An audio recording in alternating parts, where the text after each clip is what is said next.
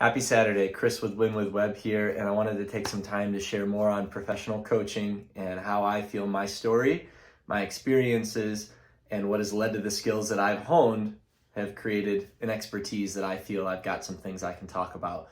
First being my career journey. It's been atypical and anything but a normal one at that, spanning various industries from hospitality to retail to software as a service to staffing, from roles in sales, leadership, technical engineering. I've bucked the trend, and if you asked a typical HR rep, they'd be scratching their head to try to understand, how does this happen? Well, there's some things that I think I'm pretty darn good at, and there's a myriad of ways to go about it depending on the individual. But when you look at resume writing, ways to create efficiencies in terms of how do I put less work but still create a great resume to submit to job 1275, as we know that it can be a very cumbersome and tedious process to apply to jobs nowadays. But even beyond that, how does the formatting help me stand out depending on the type of role and space I'm looking at? Something I've grown quite good at. Another thing I'll throw out there is interviewing. I pride myself on being an exceptional interviewer, and from a cross-country mentality of I'm racing the clock, whoever else is interviewing or running, it really doesn't matter. I can't control that.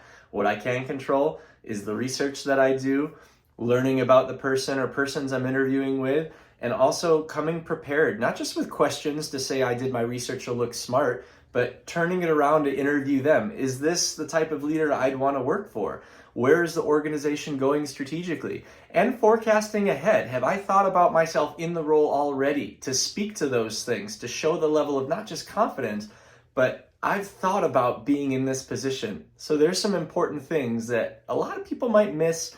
And even if you have an idea of how to do it, maybe there's ways you can do it better, right? That's what I've learned throughout my career, is there's always things that I can improve upon in the interviewing process.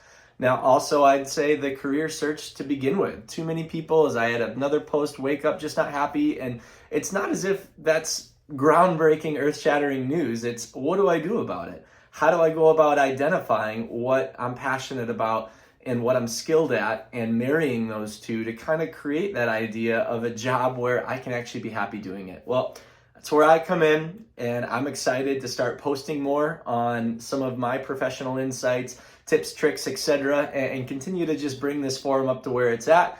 But if you are at all interested in exploring the idea of a professional coach to help you on your journey, again, I'm happy to have that conversation and explore a potential match.